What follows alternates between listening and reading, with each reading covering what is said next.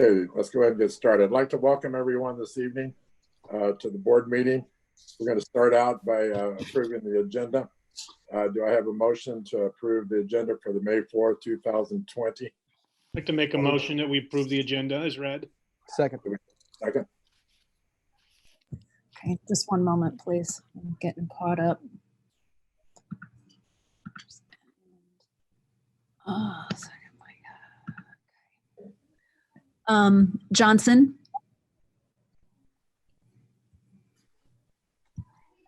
She's frozen. Can you unmute Johnson? Miss Johnson, can you unmute? She just called your name for roll. There you go. Oh, you did. For approval of the agenda for this evening's meeting, ma'am. All right, whatever. Yeah. Okay. Mars. Aye. Mathis. Aye.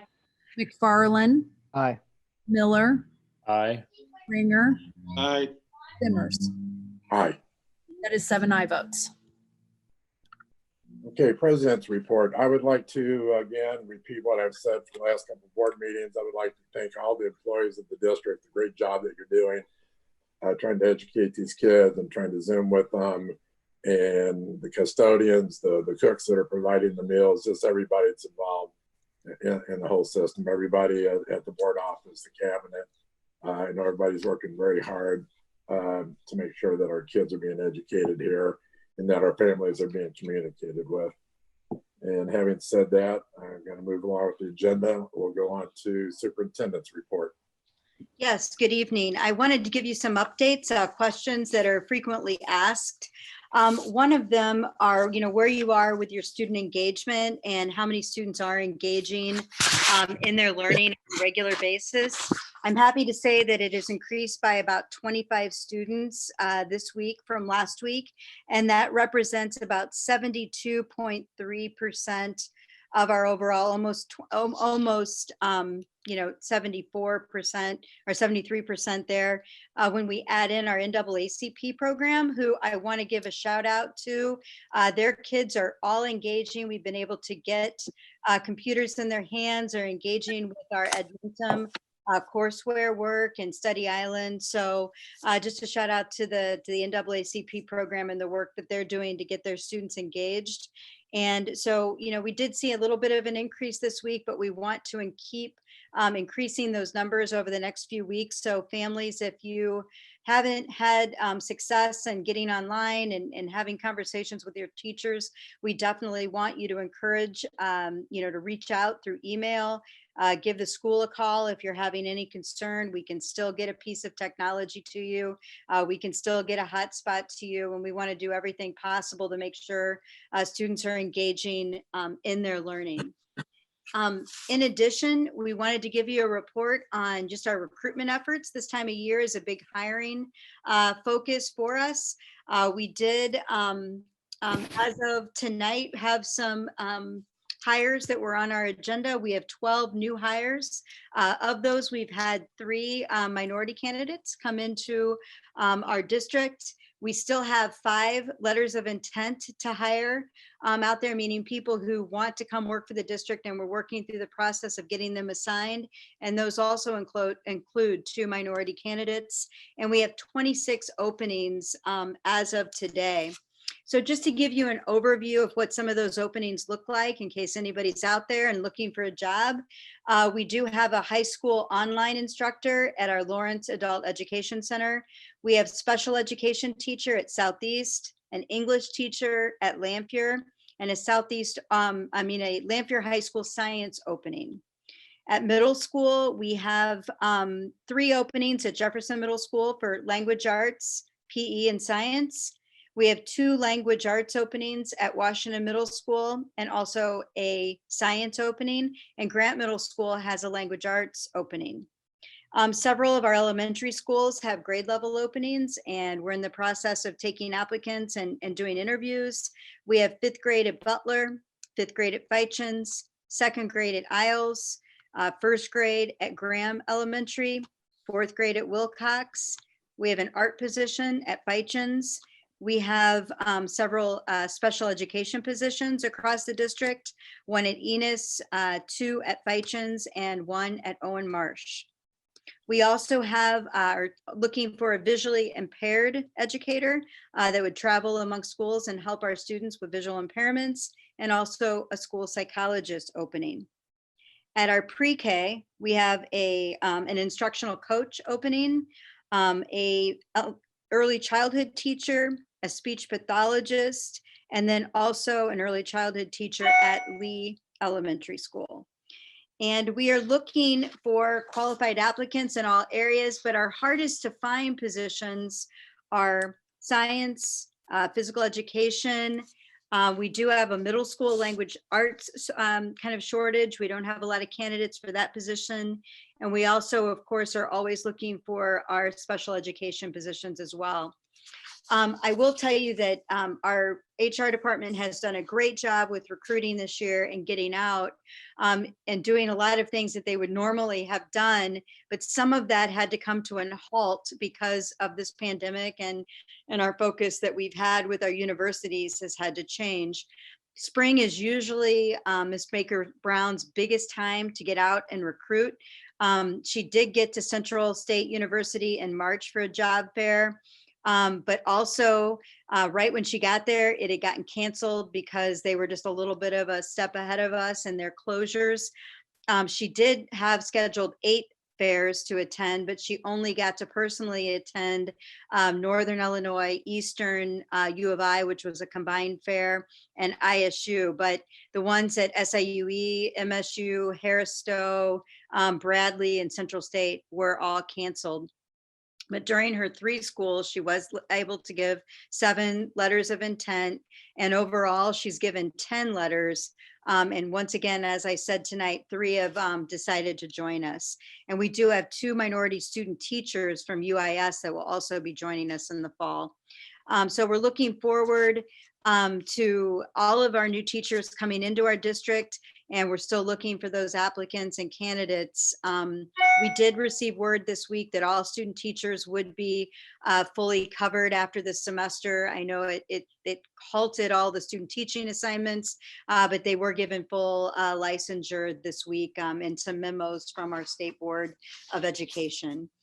So that was another piece. The last thing that I wanted to give an update on today is just the fact that I want to ensure all families that we're going to do everything possible to honor our graduates.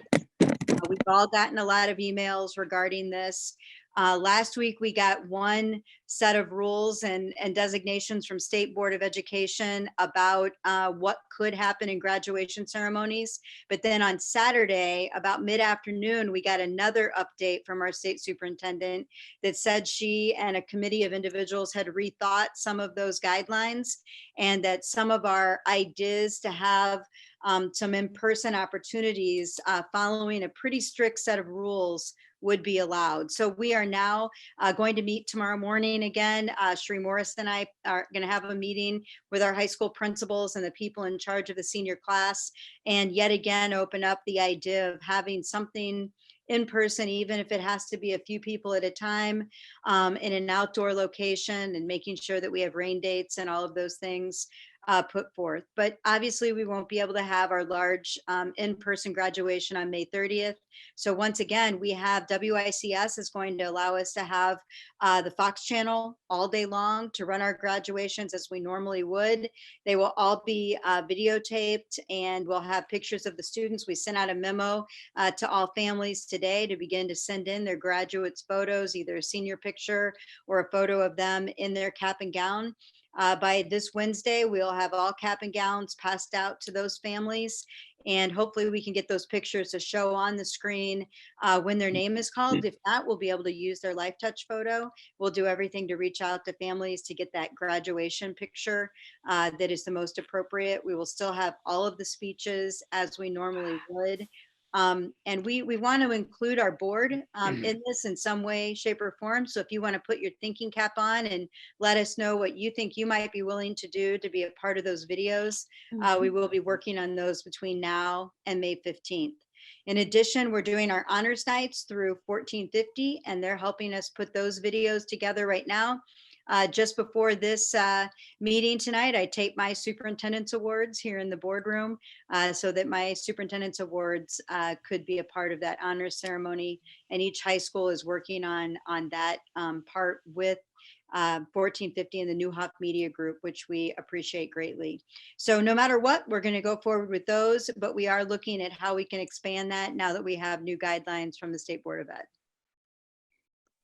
And I'll be quiet unless you have any other questions for me about any of those topics or any others you'd Mr. like me to. President, I do have questions, of course.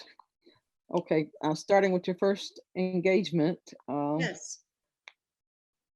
I understand there was some confusion about the students at NAACP. Did they get their computers from their home schools, or how did they get computers?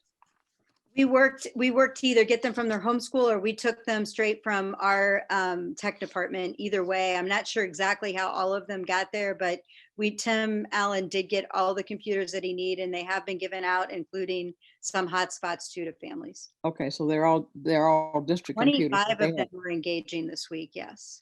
Okay. Could you send us a list that was read off of vacancies? Yes, Can we can. you email that to us?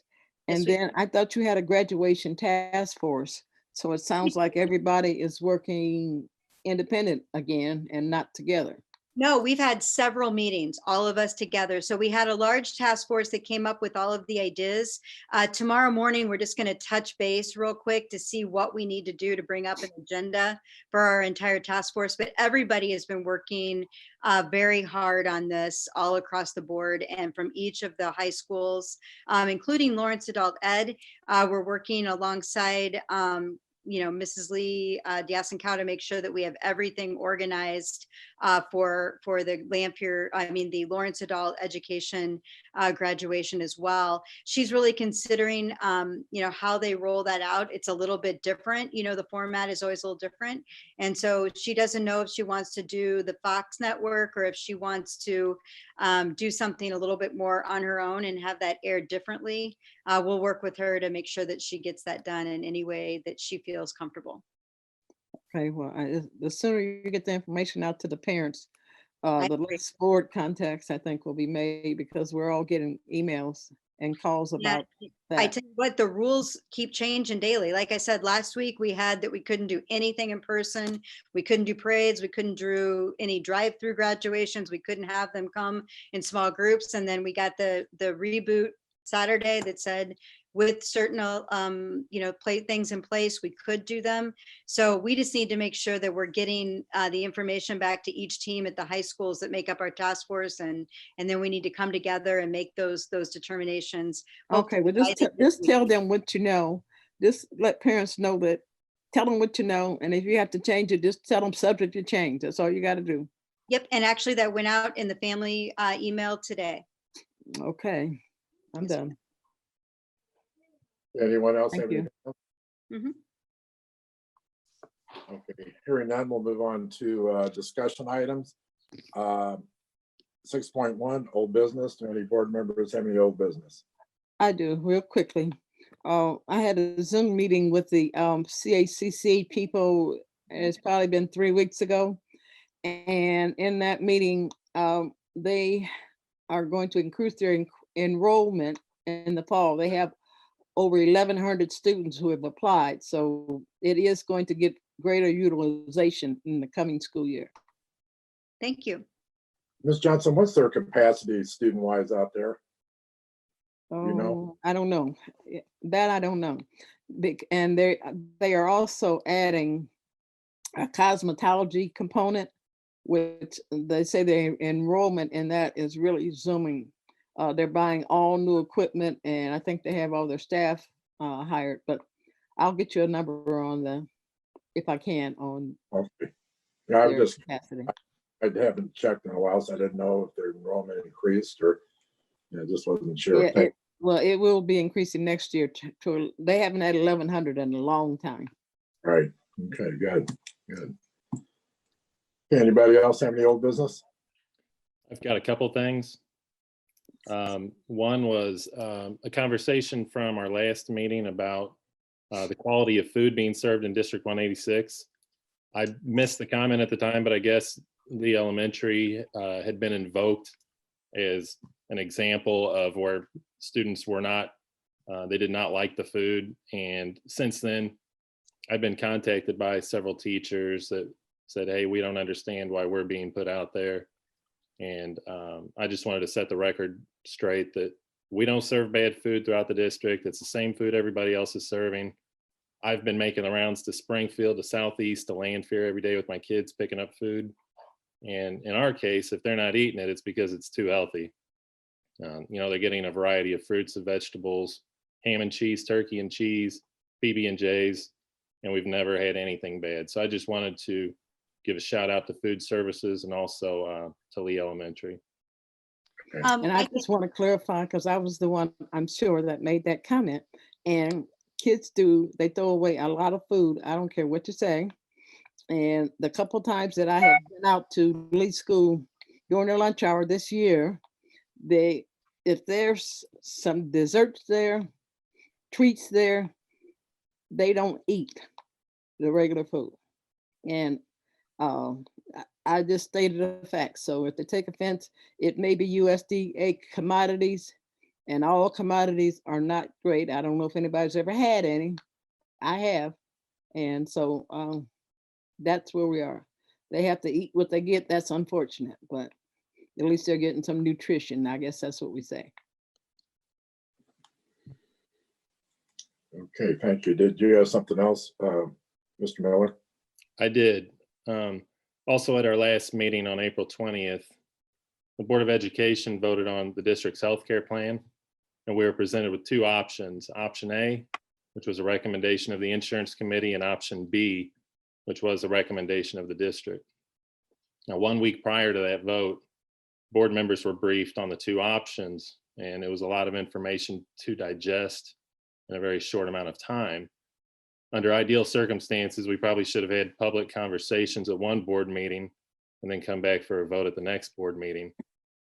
And that would have provided time for some feedback from teachers and employees, which we have all since gotten a lot of. At its core, I think what we're dealing with is the rising costs of healthcare. And this is a problem that's affecting our nation, our communities, and our school districts. Insurance companies will not stop making a profit, and neither will our hospitals. So where do these extra costs go? They either go to our teachers and employees, to the district, to a line of credit at 3% interest, or in our case, all three. The district has a real need to stop borrowing $3 million. And the insurance committee considered several options, which all would have generated a surplus. Option A would have generated $350,000. Option B, somewhere under $900,000. But the district also has a greater need, and that's to ensure the teachers and employees that they're valued and truly appreciated. And while we're in the midst of a pandemic and we're faced unprecedented circumstances, the last thing we need to do is to reduce your healthcare plan by doubling your ER copays, increasing deductibles, raising out-of-pocket costs to your prescriptions, and instituting a host of other cost-saving measures. When we closed schools on March 16th, we saw 25 positive cases of COVID-19. And as a nation, there were under 100 deaths. Today, Illinois alone has seen nearly 64,000 cases and over 2,600 deaths. This is in 7 weeks. We're still trying to understand the symptoms of this virus. What message do we want to send to our teachers and employees? If you have a nasty cough, or you suddenly run a fever, do we want a single payer to be thinking about their ER copay and how it's 150 extra, or how their deductible just went up 250 or more? Do you think they're going to care about that $1.88 that they saved each month? I'm almost finished. Is there a motion here? Thank you. And this is over 1,300 of our employees out of 1,870. And for the record, the average ER visit in 2017 was approximately 1,400, which does not include IVs, blood tests, or other treatments. So the increased deductible for the single payer to 1,500 is not a step in the right direction. Our legal counsel to the Mr. Board of President. Education made it clear a motion to reconsider Point of order. may be made. The prior vote was hasty, ill-advised. Point of or order. erroneous. can you wrap this up? Because we haven't even had a motion yet in discussion. There's no I'm reading discussion it right right now. now. I believe that hasty best describes the prior action of the board. Also, upon legal guidance, a motion to reconsider board action may be made by a member of the prevailing side or any member other than myself.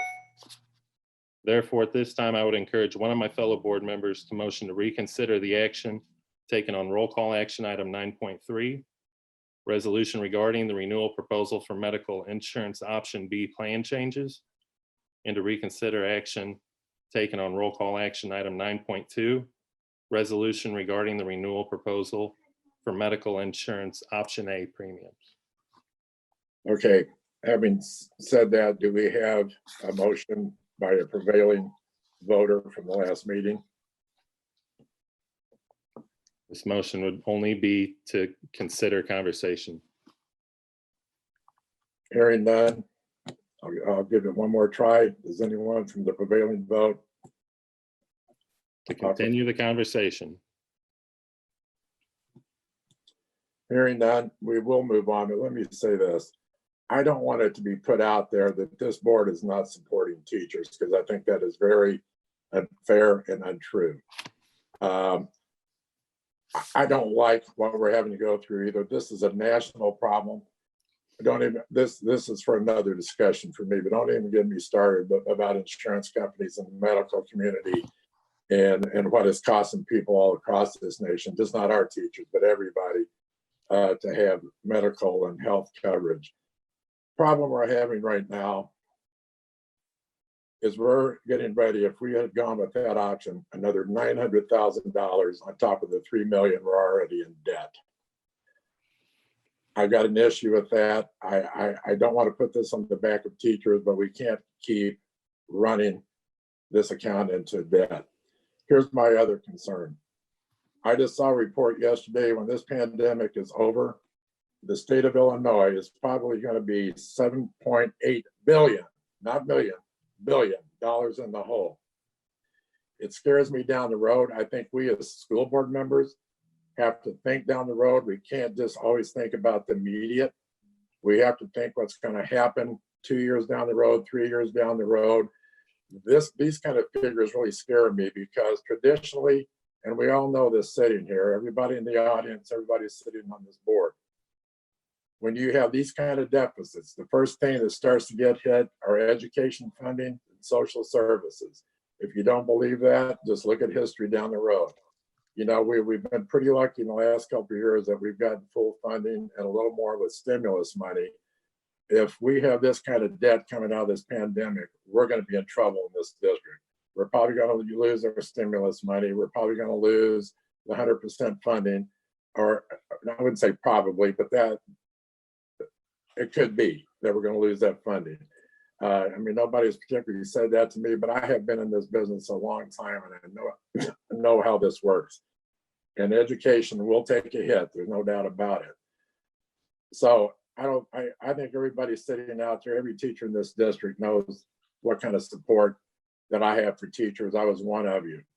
I think everybody on this board supports teachers. We're not trying to make your life more difficult, but we are in a mess here financially with insurance and possibly with even trying to keep our budget above water.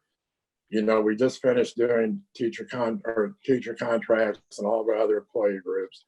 We're not flush with money. I think some people think we have unlimited funds that we have to spend on this or that. We're barely in the black, and that's the truth. After all, you know, what we've gone through this year with all these contracts, and goodness knows, everybody, every contract that we did, people deserve it. I'm not saying that, you know, teachers got a better raise this year than they probably have gotten in the last 10 years. I'm not trying to take away from that, you know, with what we voted on, but I do want teachers to know this board does support you. We're not trying to put this on your backs, but we have to come to a point where rubber meets the road. And we're in a financial mess here with this insurance. Well, 70 teachers would disagree during Teacher Appreciation Week that we've got their best interest in mind with healthcare. And I don't see what the conversation hurts. Well, the conversation is not a problem. I don't have a problem with that, but I think part of it, they've been given a lot of misinformation. I think the superintendent's been trying to do a good job of sending out information that's accurate. I know from some of the emails that I've gotten, and I've gotten both. I've also gotten several emails and calls because I've been in this district a long time and people know me on the other side of it saying, no, you're doing the right thing. Go ahead. And so it's not all con. Not every teacher out there, is against what we did, because there's several out there that are supporting what we did this last board meeting. So Do we have anybody slated for comments that would like to talk about this subject right now, or any pre-written comments? not taking a vote on it. That will be relegated to the end of the meeting because we're not taking a vote at this time on it, or a revote. This may be a good time to hear from them, though. Well, we will allow for that at the end of this meeting because there's not going to be a revote taken. There was no motion made. And they will be given time. And that brings up another subject while we're talking about it. And we have about 20 people that have signed up to speak. And I do need to let you know, because the number of people, excuse me, we do want to hear from you, that we're going to, and I'm going to read this. The following language was invoked, Board Policy 270.19, to shorten the amount of time speakers will be allowed this evening. This evening, we have over 20 speakers registered to speak. In the interest of time, I motion to invoke a 90-second limit on speakers' comment is allowed under Board Policy 270.19, board meetings, public participation, which policy states the board shall improve reasonable constraints on the number, length, and frequency of the presentation, so long as it does not unfairly discriminate among views seeking expression. And so that is my proposal. Is there a second for that? To limit the amount of time? Second. Okay. Any discussion? Hearing none, if we could take a vote. So Yes. we're going to put this to 90 seconds per speaker. Can't hear you, Julie. Mathis, Aye. McFarland, Aye. Miller, Aye. Ringer, Aye. Zimmers, Aye. Johnson, Aye. Mars. Aye. That is 7 aye votes. I would also make the motion that since we've shortened the conversation, that we hear from anybody slated to talk about their healthcare plan, that we listen to it right now. Can I just interject? Can I just say this? A couple clarifier. With Mike, what you have just said, the beginning of your statement, I don't want people to think that we had in the school district 25 COVID cases.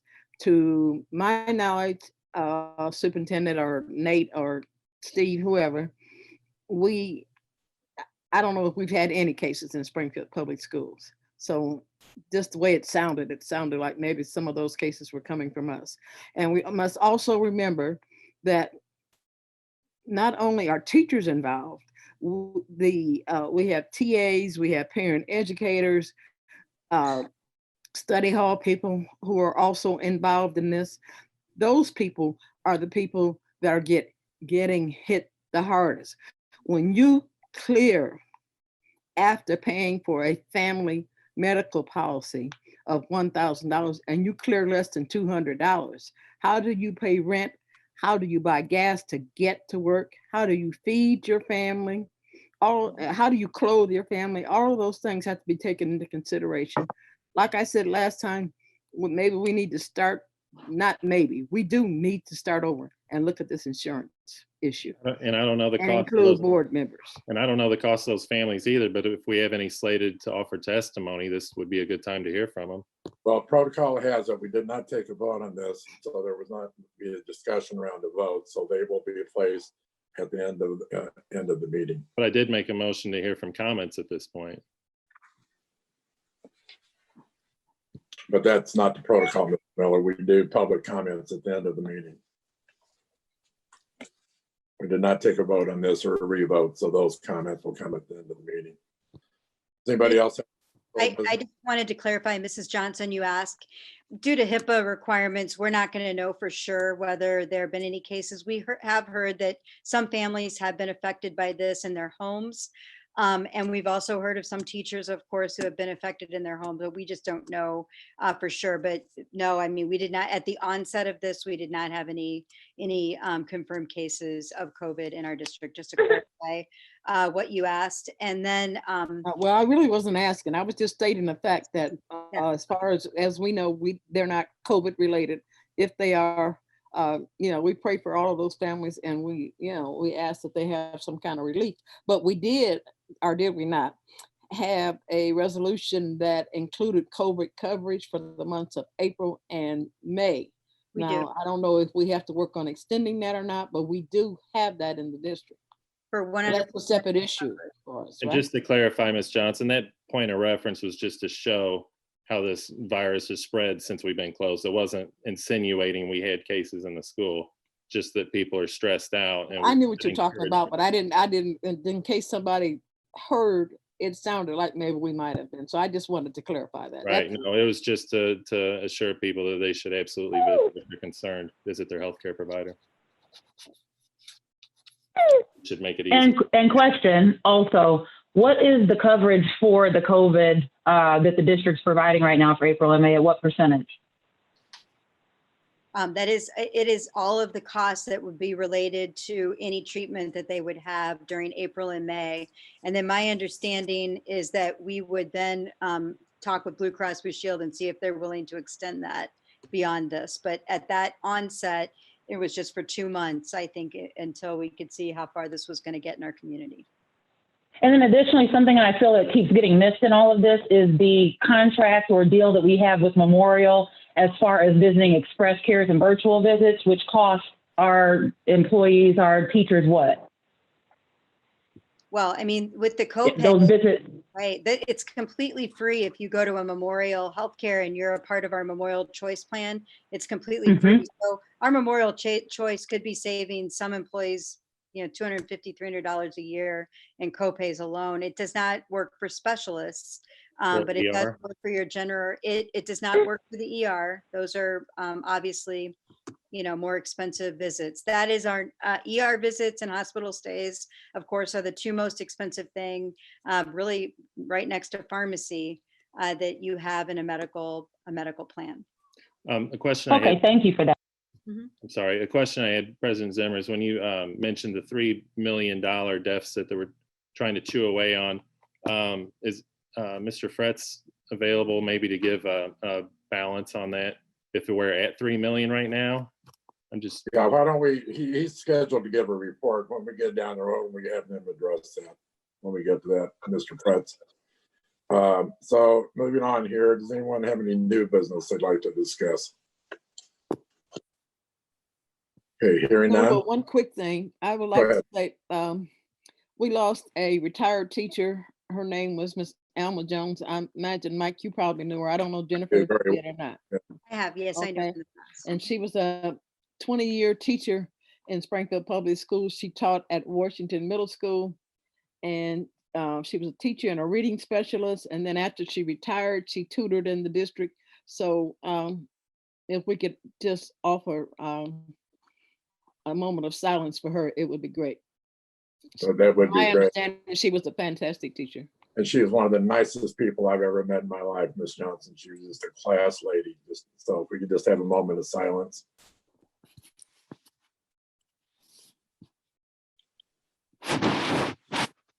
Since we're on that topic, I would be remiss to say too that we lost Barbara Wagner, who was a long time, I think she taught for about 20 years in the district too.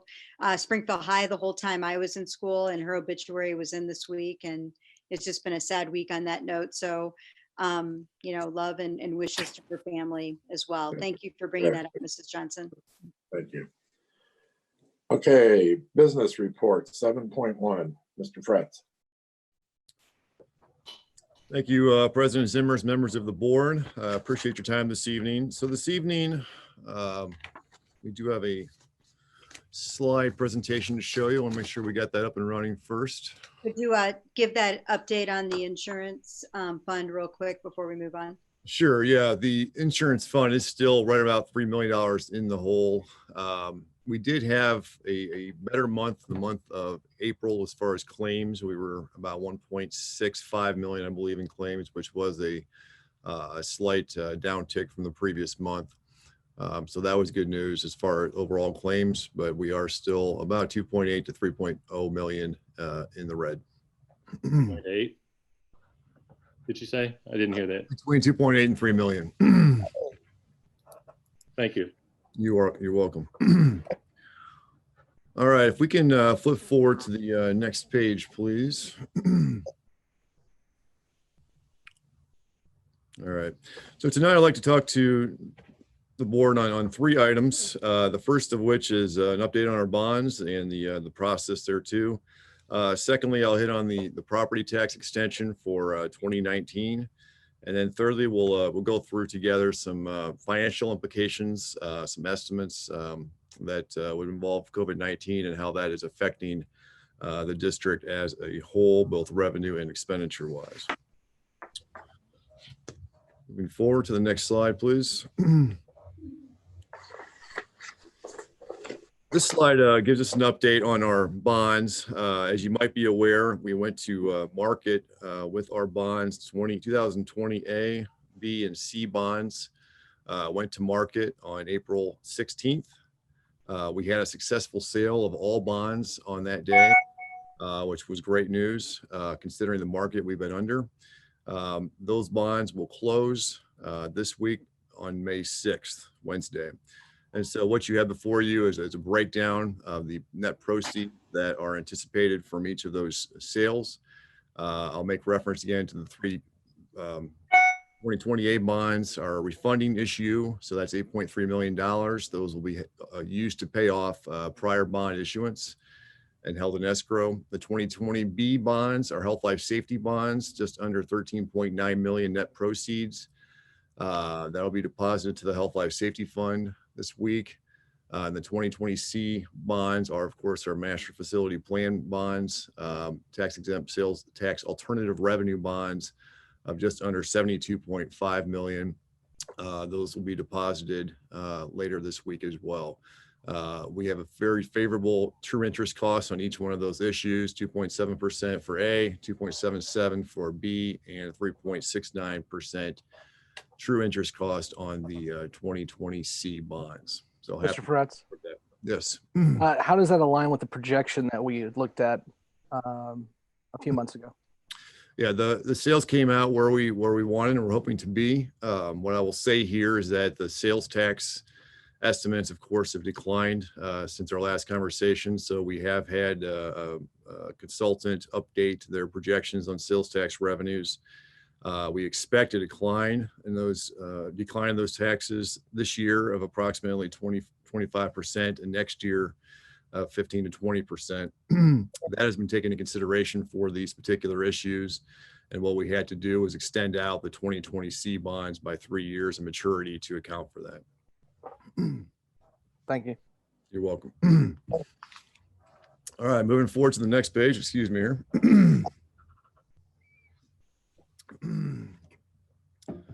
Moving on to the 2019 property tax extension. So if you'll recall, back in December at the 12/16 board meeting, I did a presentation during our tax levy hearing to give an update at the time of what we were levying for property taxes in the county. And so this gives an update of that extension, which we received back from the county about 4 or 5 weeks ago. The extended taxes, excluding bond interest for the year 2019, 101.33 million. That is a 2.33 million increase over last year's amount, or about 2.36% increase in our total revenues for property taxes. Our equalized assessed value for the district is just over $2 billion. That is actually a 1.25% decrease from the last year, 2018, due in large part to a 4-year quadrennial assessment that is done by the county assessor. The new property is just under 9 million for the year. We were about $10.3 million last year for reference purposes. And the 2019 total tax rate for the school district is 5.4684%. Moving forward to the next page. This gives us a breakdown, and this is very similar to the slide I presented at the end of my presentation back in December. The first three columns to the left there are all off of that presentation. So what you'll see there, first column is the 2018 extension, what we actually got. 2019 levy to that second column from the left there, 102.4 million is what we levied. We estimated we get about 101.36 million, and we actually got or are slated to receive 101.33 million. So very much on target for what we thought we were going to get for the year. About a $33,000 difference between those two last columns. Moving forward to the third topic for this evening. Can I tell you, can you give an update? I mean, I know you and I have both talked to Joe Alio about the property tax bills, and there was some confusion with that after the whole discussion of that. Can you discuss that a little bit? Absolutely, absolutely. And I was going to get to that here in a minute as well, but I'll jump ahead. The county, as I'm sure you're aware, has decided to postpone I wouldn't say postpone, but the first tax payment due in June can now be paid as late as the second payment due date, which is September 11th, without any interest or penalties. That was something the county board passed, I believe, 2 weeks ago, if I recall correctly. Mm-hmm. And so what that does, puts us in a precarious position of not having a good firm handle on what we might receive tax-wise in the months of both May and June. So normally we receive about half of our total tax revenues, or about 51 million by the end of June for the prior calendar year. This year, it looks like we could receive, between 40 and 60% less than that. We just don't know. It just depends on when our taxpayers decide that they are going to pay their bills. We hope that from a practical standpoint that taxpayers will stay on time with their bills to the extent that they can, preferably paying by the end of August, which is our revenue cutoff time for our financial statements. So again, it's something we'll keep a close eye on as the next. One thing that Joe talked about, the bills are still going to come out on time. That's correct. And community members can choose, if they're able, to pay their bill in full by the first deadline. Oftentimes families will budget along this way. And with, several, organizations in our community still receiving full pay, if a community member is able to pay up front, we would definitely appreciate that as a school district, because it will help with our cash revenue as we go on. And I know I speak for all of the taxing districts in town. It's a very important way for how we budget in a school year. So although we want to be a part of providing the solution, we're very nervous that it will cause a cash flow problem with receiving these funds late, as you just described. But in talking with Mr. Alio, he wanted to reiterate the fact that the bills will still come out and people can still pay those in June and again in September. They don't have to wait to September. And I think the article that came out was a little confusing regarding right after the Sangamon County Board meeting. So I just wanted to clarify that people will get their bills and be able to pay that on time. And that would be helpful to our taxing districts if people can do that. I would still presume that any property taxes that are escrowed with the mortgage and whatnot would still be paid on time. Yes, they will. That the lending institutions would go ahead and do that. So yes, absolutely. And about 20% of our total taxes are escrowed, according to the county. All right. Sorry to interrupt. I just wanted to make sure we got that part out. Absolutely. Thank you. Looking at the effects of where this disease has put the district, we have a lot of challenges ahead of us. And so I want to talk a little bit this evening about some of those challenges, but kind of preface that with the fact that we are dealing with targets that move on a weekly, if not daily basis, as far as the information that comes to us, not only from federal agencies, but also from the state and of course, local revenues as well. So it's really important to kind of look at things from a grand perspective and just take everything into consideration. And so tonight I want to talk more about, the impact for the remainder of this year, estimated impact for next year as well, FY 2021, and the budget that will be developing the next few months. And this will be prefaced again by my amended budget presentation, which will be next board meeting on May 18th. So we won't look specifically any deeper than just COVID-19 implications tonight and those potential impacts, almost in a vacuum, so to speak, to kind of see what that may entail for some of our revenues, our major revenues, and some of our major expenditures. How do we weather this storm? You know, certainly being fiscally conservative, and I believe that we have a board that has certainly been that route down the previous years. We've built up some fund balances, which has been very helpful to put us in a good position now to be able to deal with some of these challenges. And then, of course, secondly, efficient resource allocation and making sure that we're putting the needs of the students above and beyond all other priorities. And so I wanted to put that out there to start things off and then kind of go into the revenue side of things if we can move forward. So Superintendent Gill already referenced this, but starting with property taxes. So property taxes account for, again, over $100 million of our revenues, which is roughly half of our district's budget, excluding capital expenditures. Possible tax delays, as we previously mentioned, we could be in the $25 million range. Again, it all depends on timing and when taxpayers pay that money. So that does put us in a precarious position as far as cash flows. We could be in a position where the district may need to borrow over the months of June, July, and into August, if not early September, depending on when those taxes are received by the district or paid to the county. Moving into next year, whatever we did not get this year, of course, will carry over. So if we were short of 20 million in cash flows this year, we would receive that next year. It would affect next year's budget. The other piece of that pie that I guess we can't be really sure of at this point is what our collection rate will be. Our collection rate in the past has been about 99.5% of our property tax revenues, our extension.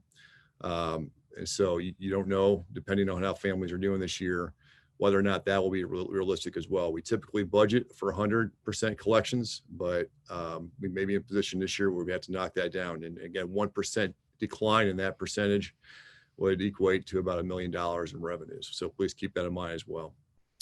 Looking at food services, because we've essentially shut down per school food service, about $1.5 million to $2 million reduction in reimbursements for this year. Of course, we are being reimbursed for the operations that we do have at the 12 sites right now, which is great. But again, we are losing money from the major reimbursements we normally get from regular food servicing operations. But lower food costs, of course, will offset a good portion of that as well. For next year, again, that's yet to be determined. Looking at interest on non-projects, non-debt interest, we're looking at significant decline in interest rates since January of this year, as I'm sure you're all well aware. We're looking at about $1 million in total interest for the district this year, which was above budget. But next year, with the declines that we've seen, we're probably going to see a decrease conservatively of 50 to 60% of those revenues, $500,000 or $600,000. Moving forward to the next slide.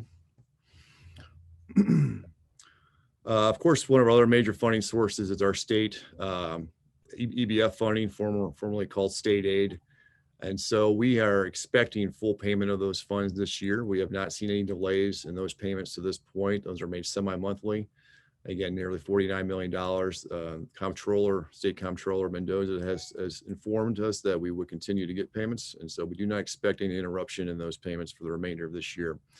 Again, moving into next year, a largely unknown impact of what that could be as far as that funding formula. There are a lot of variables that fall into place with how that formula, those amounts are calculated. And when, again, as Mr. Zimmers mentioned earlier, a state budget that could be 20% smaller in revenues next year will have a significant impact on how they can fund education. And so it's very up in the air as far as what that may mean. I think best case scenario, we'd be hoping for a level funding scenario of the $48.75 million.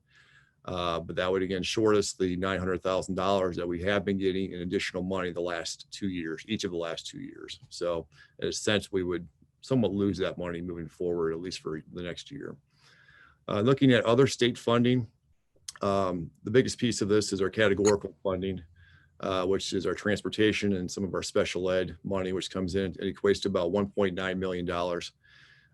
We've received our second categorical for this year. We just received that last week, which is great news. And so because of the timing and because of this uncertainty with cash flows for the state, we would probably only expect one more of those received this fiscal year. But again, up in the air to see when we might receive that fourth one, whether it's going to be during this school year or beyond into next school year. We have seen slowed state payments over the last several weeks, but I will say that the funds are still being released, just not as timely. Moving forward to next year, again, a lot of question marks here as far as the state funding. We just don't know how much of a delay we may see in those payments. We don't know about further reduction in the categoricals, transportation and special education. And then of course, whether or not we would receive all four of our categoricals. I should caveat that by saying the state, to my knowledge, has always paid all four of those payments, but sometimes they have lapsed into the following fiscal years. So again, it's just a matter of cash and timing on behalf of the state for that funding. Moving forward to the next slide.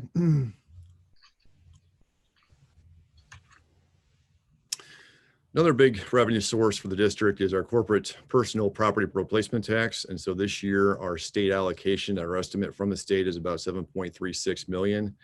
There's one payment remaining on that. It's paid about 6 times a year. Our final payment should come in later this month. We expect that to be at or near that $7.36 million mark. Moving into next year, again, because that is a corporate tax on income, we just don't know how that impact could play out for the district. So we might be looking at a $1 to $2 million decline pending those estimates, which typically come to us from the Department of Revenue midsummer. And again, we could be looking at delayed payments there as well, pending how that funding is going through the state. Looking at the CARES Act funding, that's certainly a big plus for the district. And so we are allocated $7.85 million from the federal CARES Act. We hope to receive that funding here in May, although we haven't received any word from ISB yet or any further guidance on how those funds can specifically be used. Moving into next year, that funding would be available to spend as late as September of 2021 on student needs and district needs. So that is a huge plus. Interrupting you,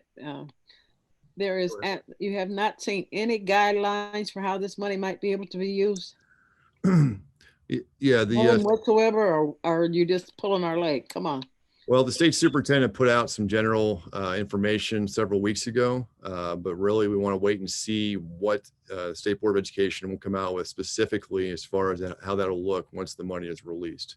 Okay, well, if you got some ideas about what the possibilities are, I would appreciate you sharing that with us, because you sit on everything to the last minute, then you expect us to vote for it. So well, we really have not be an insurance issue. We've not gotten any guidance on that directly, but we do know that remote learning, food service during this time, any reimbursement that we would need for transportation costs during this time, those are some of the big buckets that we've been told. I think technology and the ability to do remote learning are the key items that they have discussed. That's correct. So, but we spent what, $300,000 on a remote learning program. That's reimbursable. Okay, but that's a long way from $7.85 million. It's true. And that's why we really need to see how we can fund it and make sure we maximize every single dollar. I do know that just last week, the feds actually released that to the states. And our indication is that the states are working on the guidelines to send out. The money flows through the State Board of Ed.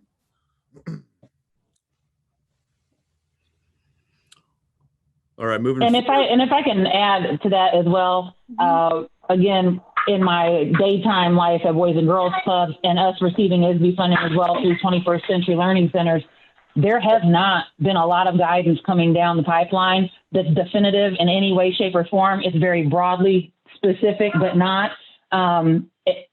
Just to say, I understand what your point is, Ms. Johnson, in not getting information at the last minute, but I just want to echo that it's been a very frustrating time because we're not getting information, if at all, and we're not even allowed to call anyone. Everyone is only reachable by email, at least for us.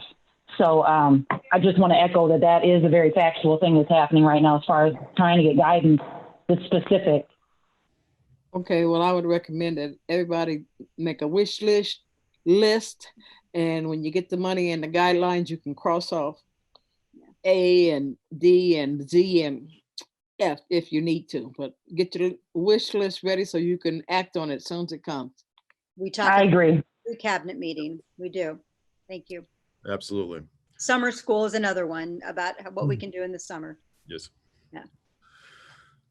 Looking at Medicaid funding, last year received about $1.2 million in Medicaid funding. I would anticipate probably a 10 to 15% reduction there, $100,000 to $200,000 this year for fee for service revenues we would typically receive, and will probably not this year.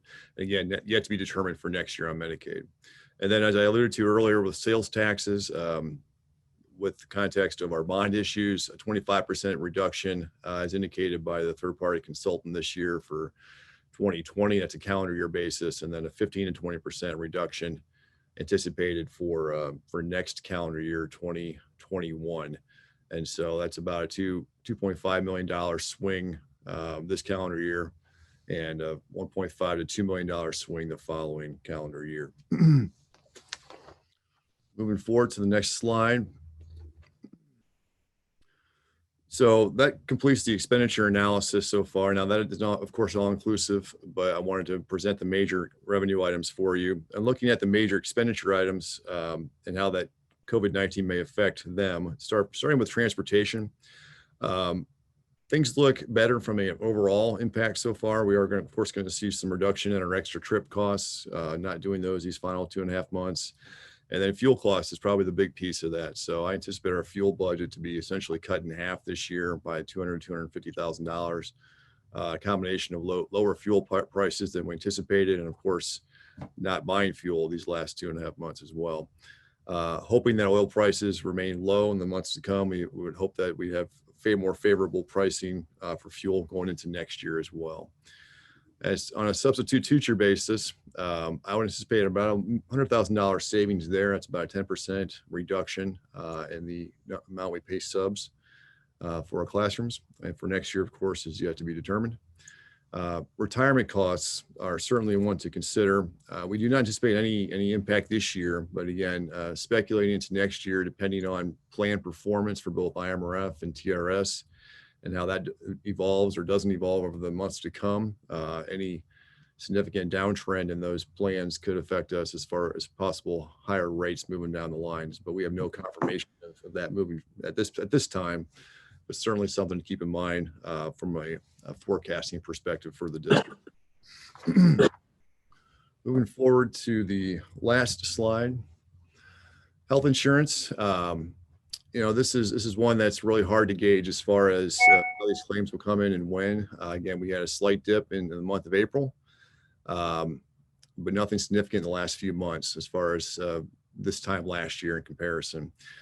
So we could see some reductions in the months to come just because people are not going and doing the non-essential types of procedures because they can't or they're limited. But moving into FY 2021, we would anticipate, again, perhaps in lower months, but we're really speculating here. And then the flip side of that is once we do get through this crisis, trying to gauge, people going back to the doctor and making up for lost time as far as the non-essential procedures, we would probably see a spike at some point down the line as well. So again, hard to determine, but something certainly worth keeping our eyes on.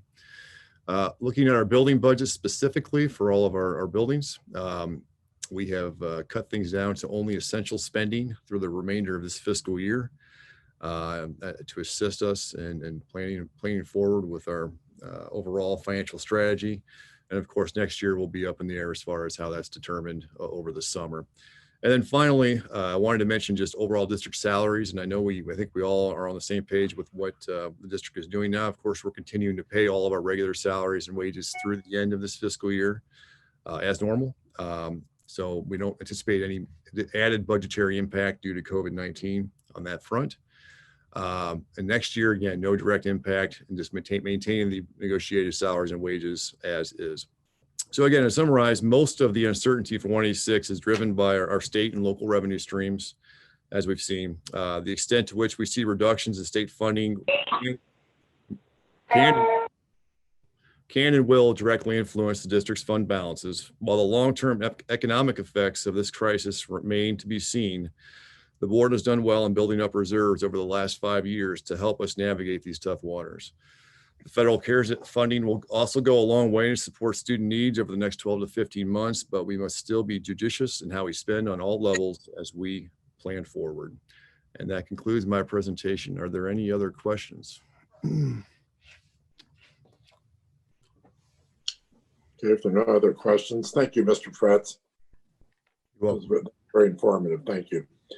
If there aren't any other questions, we'll move on to consent action items. Superintendent Gill. Hey, President Zimmers and members of the board, I recommend, I don't have the numbers right in front of me. Hold on one second. Members 8.1 through 8.3 as described. Is there a motion? So moved. Second? Second. Any discussion? Hearing none, we'll take a vote. McFarland.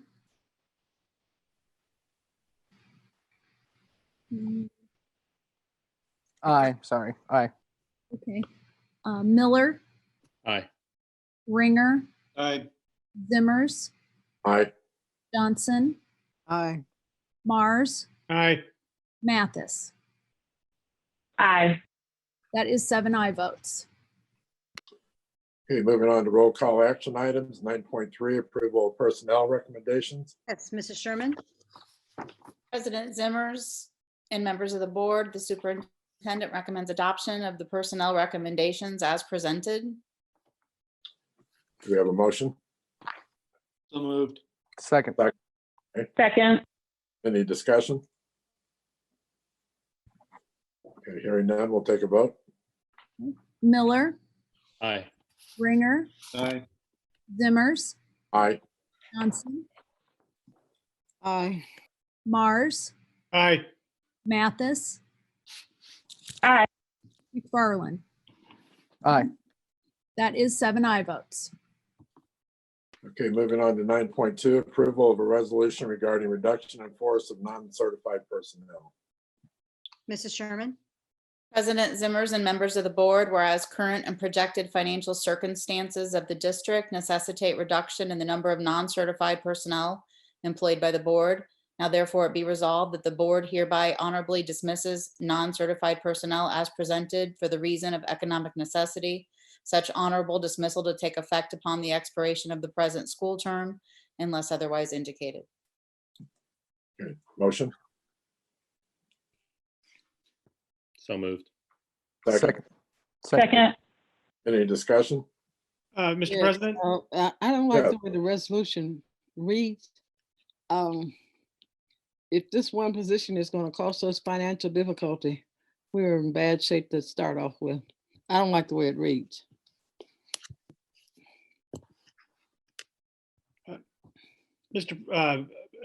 Gina, how many employees is this going to impact, and what is the overall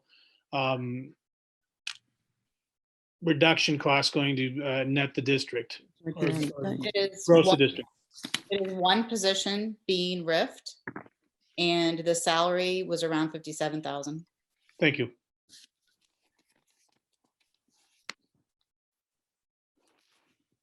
Any other questions? Discussion? Okay, hearing none, we'll take a vote. Ringer, Aye. Zimmers, Aye. Johnson, No. Mars, Aye. Mathis.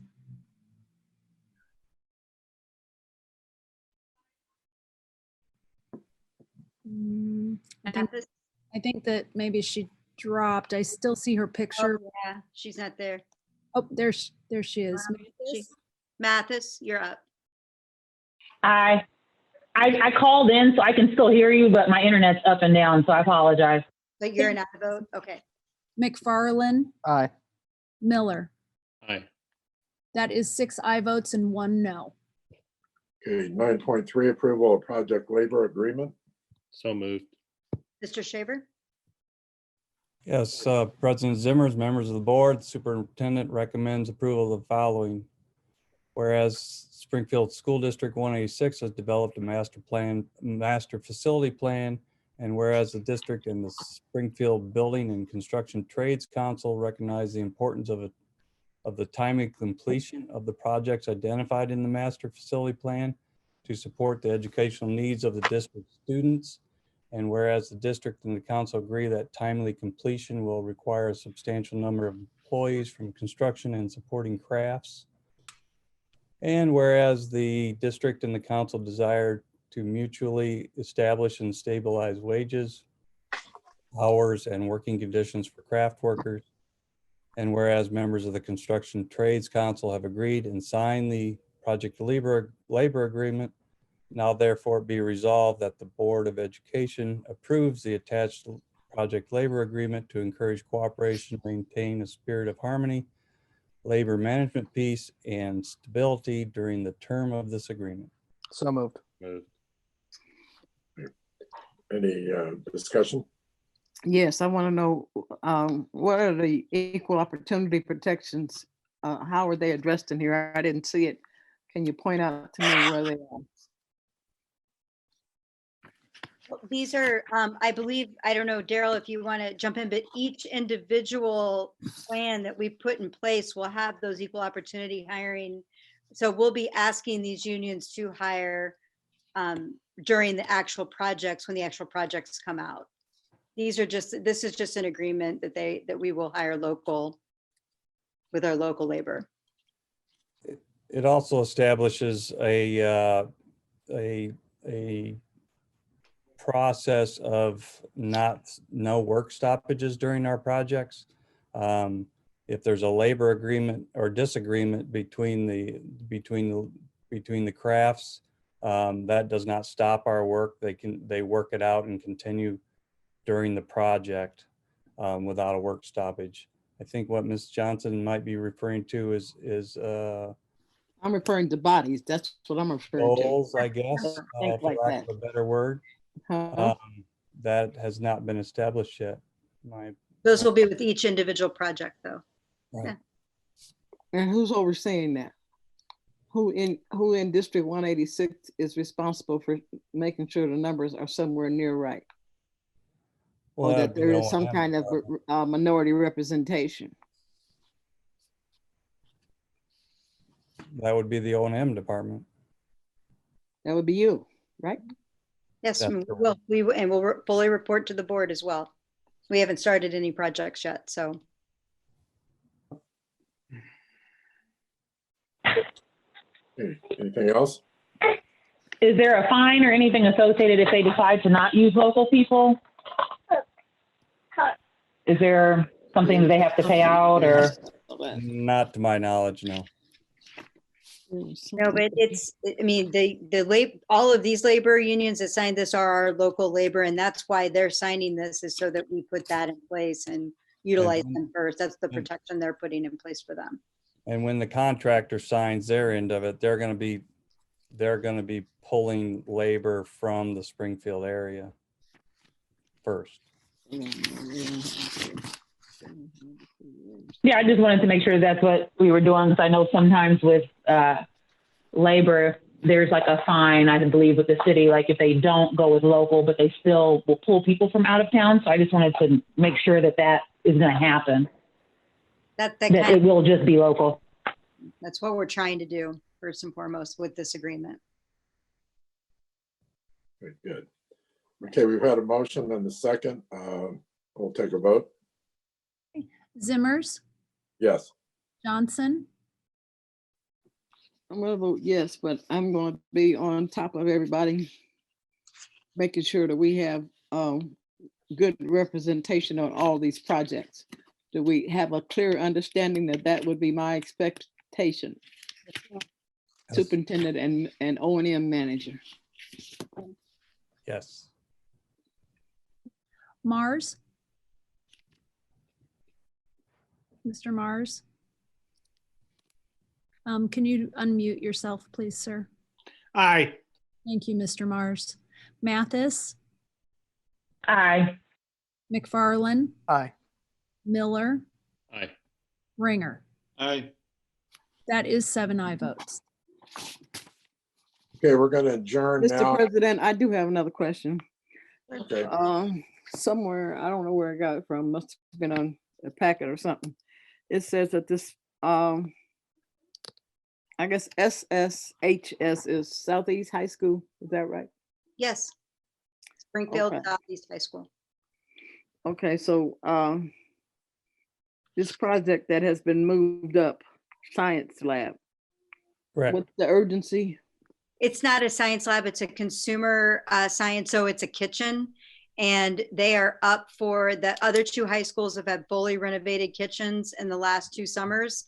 And it's their turn to get a new kitchen, and they're in dire need of an upgrade to their family and consumer science program. So cabinetry, sinks, upgrade of the cooking surface tops, things of that nature. It's the old home ec room. Okay, Yep. so it'll be done by the beginning of the fall? Yes, that's That's our the plan. plan. Mhm. okay, moving on, and I never say this correctly. We're gonna adjourn Sendai. And this is for the purpose of electing officers for the school board and Superintendent Gill. It's my understanding you lead this, the beginning, till we elect a president. I think just if you could, we can move forward with the adjournment. I think we have to go through that and get a second. So if you could go ahead and do that part, which is 10.1, then I'll pick up at 11.1. Okay, I move that we adjourn, the school year Okay, board session, sine die. And second, yeah. Okay, And Johnson, Aye. Mars, Aye. Mathis, aye. McFarland, Aye. Miller, Aye. Ringer, Aye. Zimmers. all right. That is 7 aye votes. all right. So this is what I do, is the roll call action item 11.1.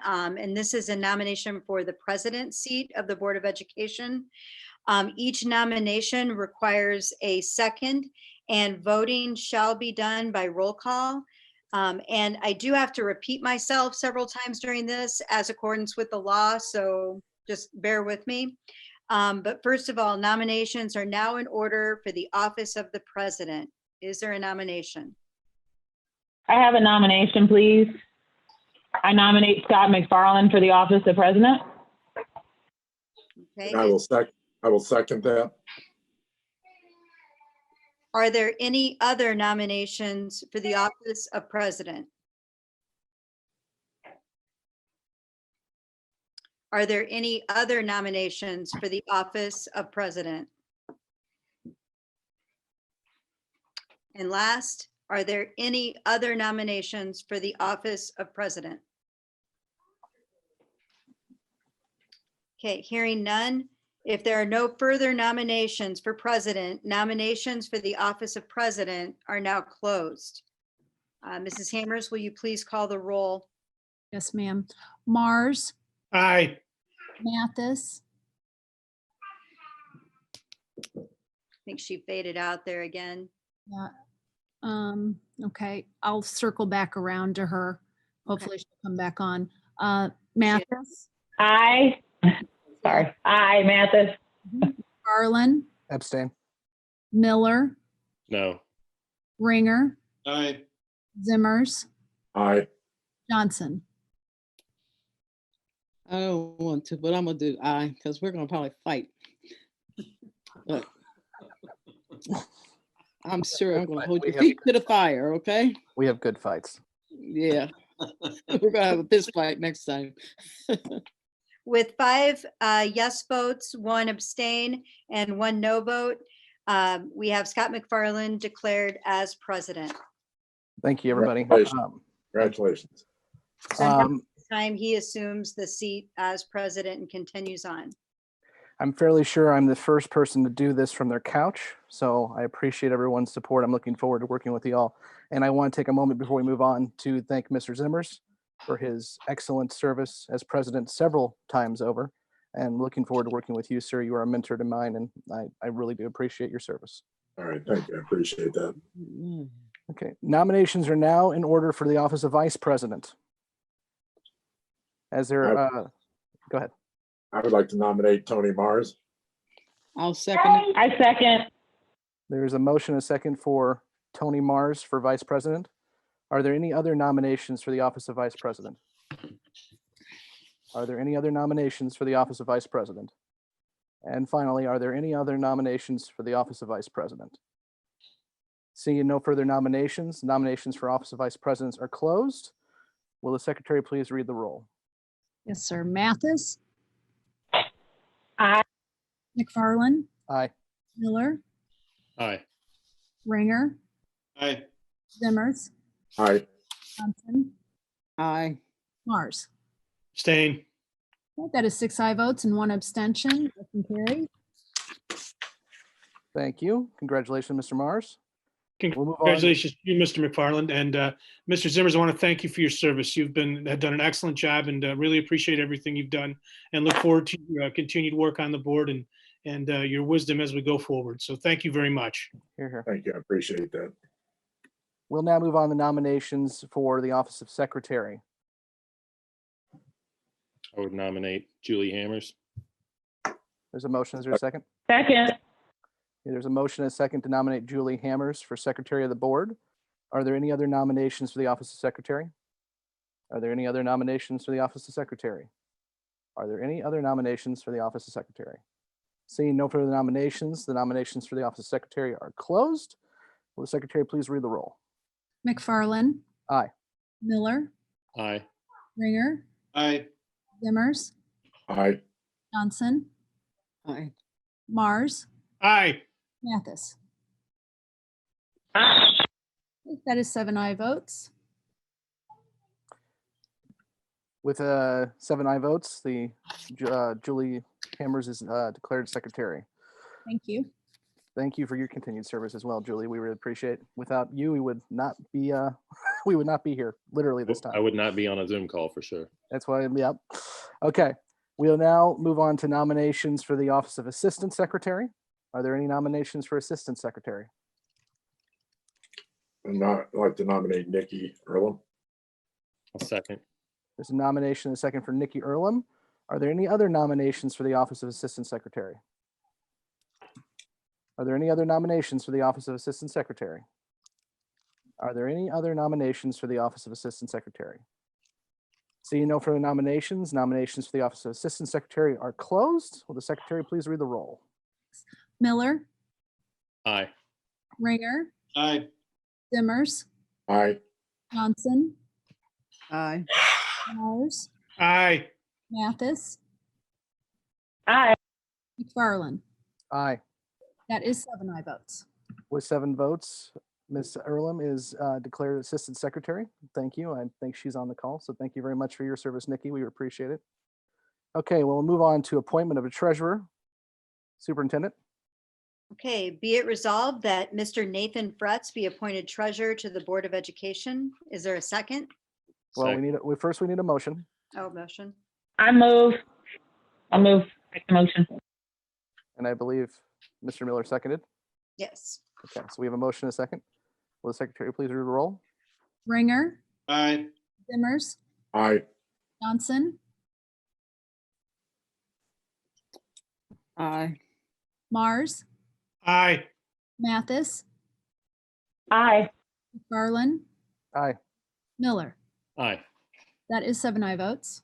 With 7 votes, Mr. Fretz is appointed treasurer. Thank you, Mr. Fretz. We'll now move on to adoption of board policies and code of conduct. Superintendent, please. Be it resolved that the Board of Education re-adopt board policies as currently in effect, that the board observe Robert's Rules of Order revised, except as otherwise provided by board policies or statute, that roll calls be made on a rotating basis, and that the board shall adhere to the attached code of conduct or the code of conduct that's in our board policy. I'll entertain a motion. So moved. So moved. And a Second. Thank you. Motion and a second. Will the secretary please read the roll? Zimmers, Aye. Johnson, Aye. Mars, Aye. Mathis, Aye. McFarland, Aye. Miller, Aye. Ringer. Aye. That is 7 aye votes. And finally, we have an approval for the schedule of meetings for the Board of Education for the 2020-2021 school year. Superintendent, please. And those were attached to ESB. Be it resolved that the attached calendar of dates for the regular meetings for the Board of Education of the Springfield Public School District 186 be adopted for 2021 school year. Is there a motion?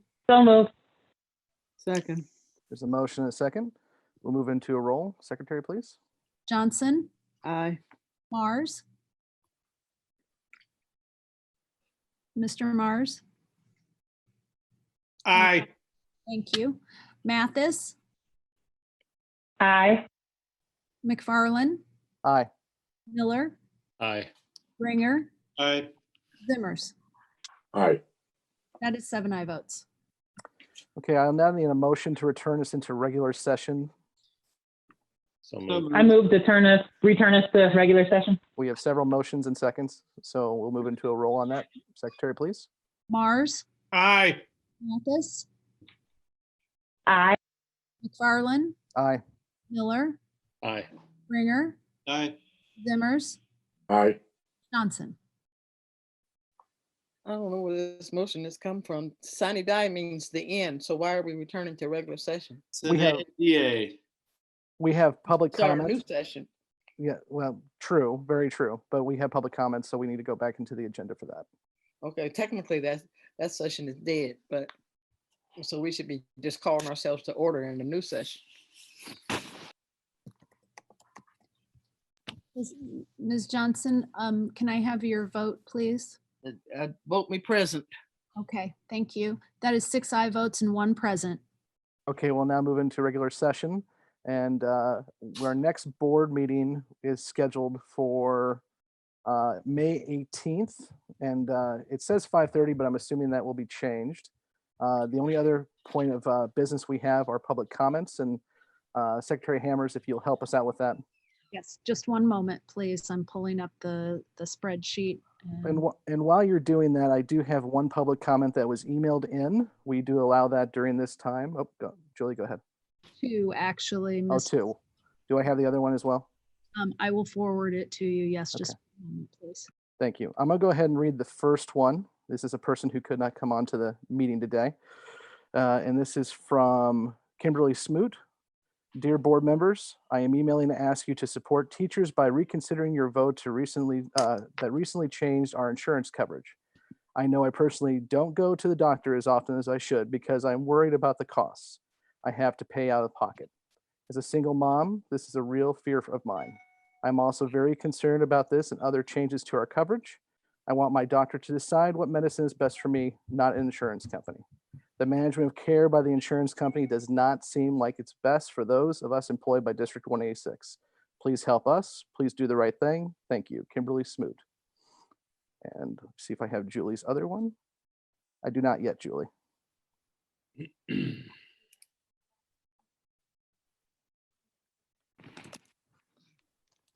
You should have it now. It should be coming. There it is. Thank you very much. Welcome. Thank you, sir. Okay, the next comment comes from Jennifer Rockwell. Members of the board, 2 weeks ago, you rejected the insurance committee's recommendation of 5% premium increase. Rejection of the recommendation is not unheard of, but then you took the unprecedented step of creating and voting on an alternative option that no one on the insurance company was made aware of. Since the original vote was to have taken place April 6th, it seems that there would have been plenty of time to notify the committee members before placing the second option on the April 20th agenda. Because of the way the vote has handled, was with no opportunity for members to let you know how the alternative plan would affect them, their family members, and most importantly, their students. I pay the vast majority of my own subject specific professional development I often bring back to my department and share. This consists mostly of Saturday workshops and national and state conferences. Since these costs come out of my own pocket, the rise in copay and deductibles may make it necessary to cut back on this valuable professional development because I must consider budgeting an extra $1,000 or more for medical costs should anyone in my family be unlucky enough to be in an accident or have to make a visit to the emergency room. We usually don't or barely make the deductible by the end of the year. $1,000, by the way, is approximately what I spend to attend a National Professional Development Conference each year, when including travel, hotel, meals, and classroom purchases that I buy myself because I have no classroom budget. Your inclusion of step therapy and prior approval will actually lead to more absences by teachers because they will need to visit the doctor more often than when their medicine fails to work. We already know the students lose valuable learning time when the teacher is out of the classroom, even with a substitute. We also have a shortage of substitutes, and I doubt that we'll get better in the midst of the COVID-19 pandemic when many are elderly or particularly susceptible. These policies also allow the insurance company to get between me and my doctor. I know the insurance professionals are not doctors familiar with my specific needs, but they will get to preempt my doctor nonetheless. I watched my mother's cancer treatment and medication delayed because of both of these, and that is why these practices are controversial and banned in some states. In light of the information you now have received through emails, phone calls, and tonight's comments, I respectfully ask that you reconsider your insurance vote. Thank you, Jennifer Rockwell. Those are the two mailed in comments I have. Julie, do you have others? We have 23 speakers signed up. The first one is Laundry Pride Boatman. And as a reminder, we'll be allowing 90 seconds for each comment. And I will start the timer once Ms. Pride Boatman begins, and we'll let you know once the 90 seconds is up. She's not on the call. We'll go on to the next person. Christina Henson. She's not either. Okay, sorry, she's not either. Are on. Okay, thank you, Ms. Earlham. Angela Cooper. Ms. Cooper, are you there? Just one moment, she's coming in. I see her, yeah. Okay, Ms. Cooper, you will have 90 seconds once you start, and I will let you know once the 90 seconds is up. Thank you. Mhm. I feel the recent change to our insurance plan is selfish and is not the best interest of the employees of the district. The changes are done so in haste and with minimal regard to the insurance committee's recommendation. Our plan is now considered to be a high deductible plan and generally would qualify for a health savings account, an HSA. We are self-funded and therefore we do not qualify to contribute to an HSA. At this point, the flexible spending account, or an FSA, is the only financial planning we have access to, and are only by federal law allowed to take a max of $2,700 to be pulled from our checks. This is past the point of even touching our old deductible, let alone the new deductible. And let's not get started on the out-of-pocket expense that will be over $10,000. Thankfully, myself and my daughter are fairly healthy. She and I really never hit our deductibles, so I am paying out of pocket for most of our medical needs. However, my son has an autoimmune disorder that requires weekly subcutaneous injections. Without his medication, he is at risk for unexplained internal bleeding. His medication is expensive. There are no alternatives for him because the cheaper ones did not work. I would hate to think of him having to go through the step therapy at this point in time. He is generally hospitalized annually, admitted by the ER for overnight stays. I'm worried about the chance of him losing his medication. That is time.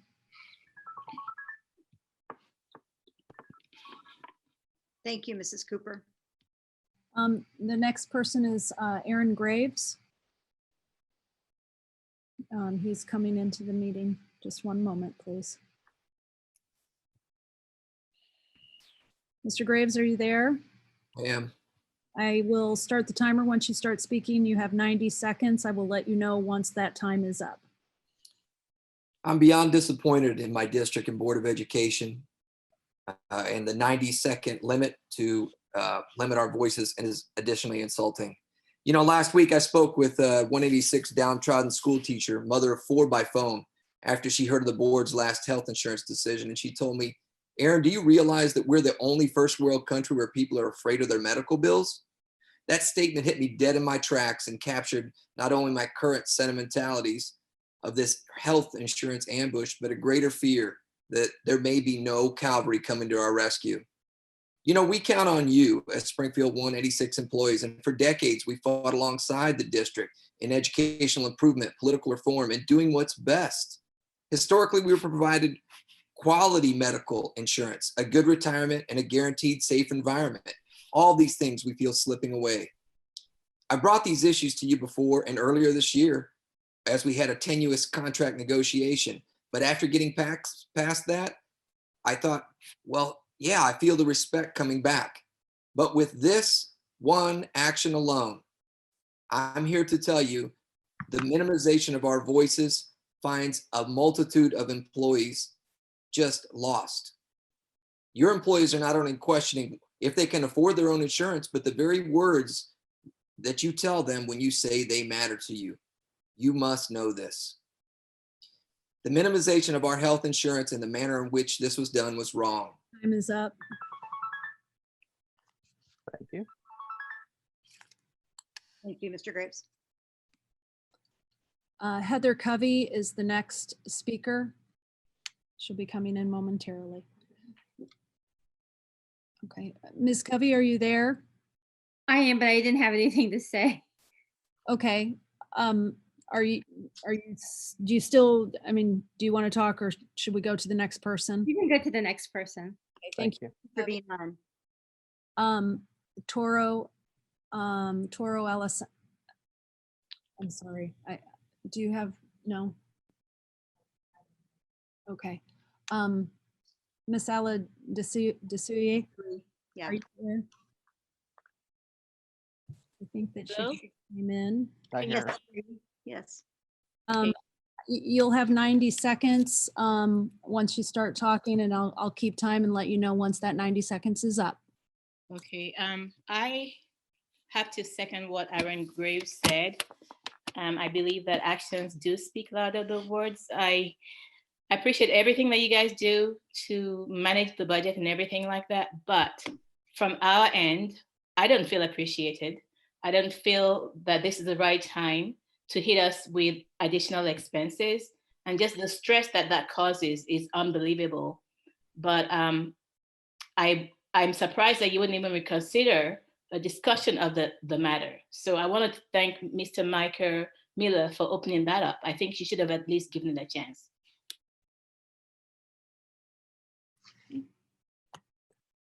Are you finished? I'm done. Thank you. Thank you, ma'am. Thank you. Okay, the next person is James Covey. Mr. Covey, are you there? Yes, I'm here. Okay, you'll have 90 seconds once you start talking, and I will keep time and let you know once that 90 seconds is up.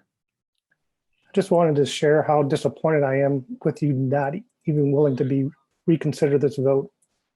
When you voted the first time, nobody was really aware that there was another option, and nobody was given the chance to publicly speak in support of either one.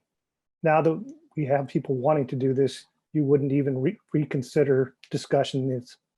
And you said that you didn't want to put this on the backs of the employees. Well, that's squarely what you've done. You put all of the cost to repay the debt in the insurance fund on the employees, with the district paying none of it, which the other plan would have shared the cost. Mr. Miller, I want to thank you so much for your support in this matter. And again, I share, this is the timing of this and the way it was done, I feel is just not in the best interest of our district, and certainly not in the best interest of the employees. Thank you for your time. Thanks.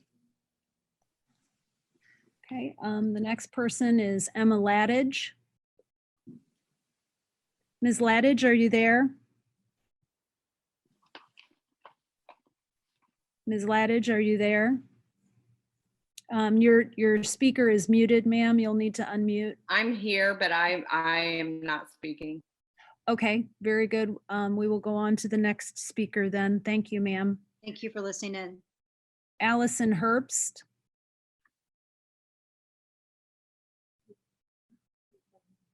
Okay, she apparently has dropped off. Christine Sanders. Ms. Sanders, are you there? Yes.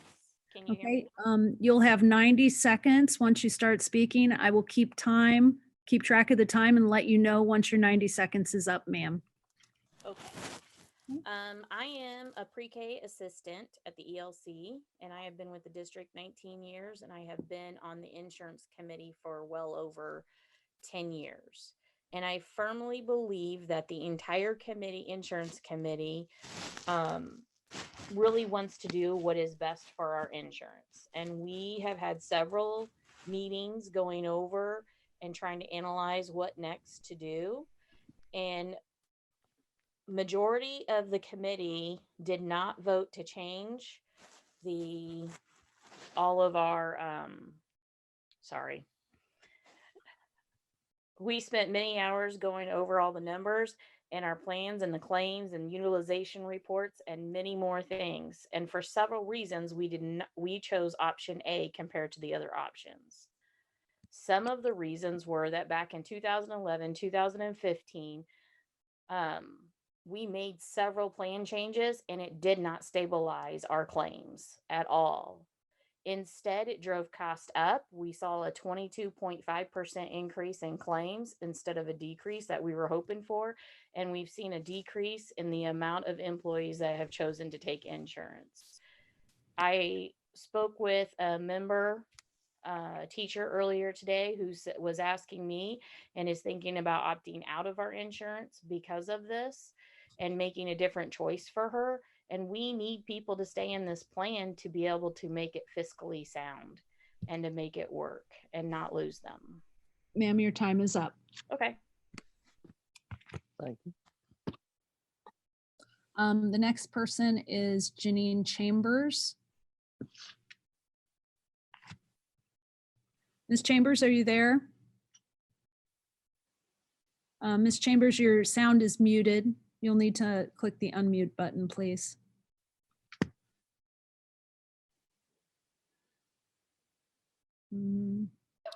Okay. Ms. Chambers, you'll have 90 seconds once you start talking, and I'll let you know once your time is up, ma'am. Thank you very much. My name is Janine Chambers, and I'm a special educator at Ball Charter School. I got my start in the district, and I've been at Ball Charter for 15 years. I'm also a part of the insurance committee, and I've been on there for 6 years now. I'm one of 1,800 members that carry the family insurance for my husband and 2 children. I felt it was best for the 5% increase because it's easier to budget for. One can say that I still have unknowns. How am I supposed to budget for unknowns? The $600 a year in premiums is not only easy to budget for, but it also reduces my taxable income. All of the increases that you have chosen to put into place, all that extra money for medical and prescriptions that I now have to pay for, have no financial benefit to anyone. And the second reason is that most people that are not like me may not be able to afford, and I say afford lightly, to see specialists that I need to see for my children. I have a friend and coworker who is at high risk for breast cancer. She's lost several family members, including her mother. She struggles to pay her MRI yearly. Now it will cost her more. Will she need to choose between food on her table or her health? If she misses an early diagnosis, do you realize the money it will cost the board in the end? Not just in healthcare, but in substitute teaching, and worst of all, the quality of education for our students when those teachers are not there. I sent Nate and Jennifer a link to an NPR story about the same thing and was informed today that you never received it. I'm very, very upset because this is one of the reasons you should never have gotten it. Can you mute her, please? Thank you. Okay. The next person is Susan Smith.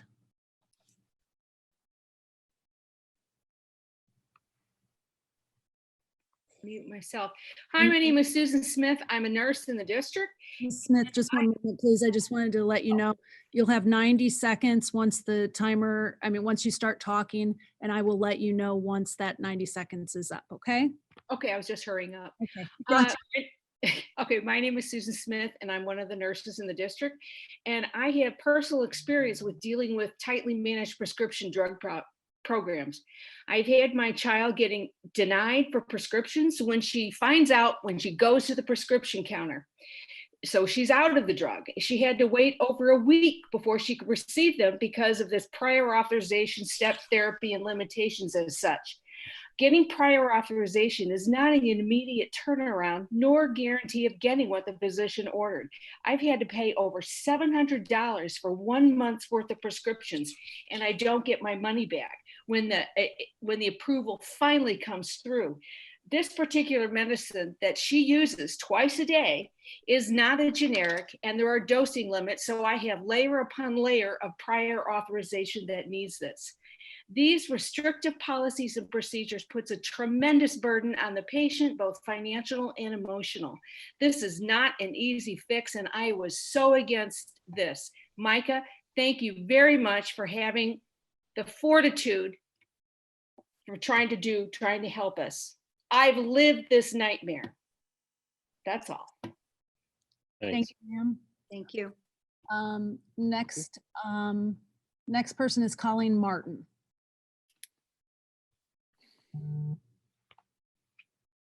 Ms. Martin, are you there? I see her there. Yeah. I see her. I'm trying to, Ms. Martin, are you there? Yes, I'm here, but I don't. Okay, I can hear you now. You might want to speak up a little bit. It's a little hard to hear you. No, I have no comment. Oh, you have no comment. I'm just watching. Okay, thanks for being here, Colleen. It seems that that's the last speaker. We're double checking to make sure there's nobody. Please do. Thank you. Mhm.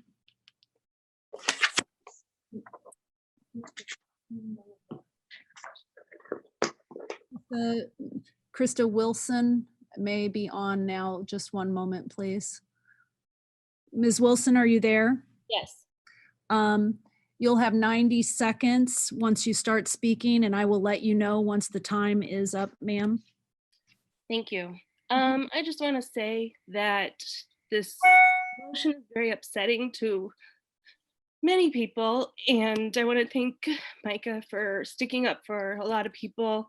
I've reached out to all the members of the board, and I want to say thank you to Micah and Mr. McFarland for contacting me back. For all the push for social emotional learning and trauma. How come that's not considered on the teachers and their families? The trauma that's being caused to them. That's all I have to ask. Are you done, ma'am? Yes. Okay, thank you. Thank you, Ms. Wilson. Ms. Hammers, is there any other comments? We have no one else waiting to speak. Okay, seeing no further comments for the board, our next regularly scheduled meeting is May 18th. And with no other further business to the board, we stand adjourned. Happy Teacher Appreciation Week, everybody. Everybody have a great week. Thank you.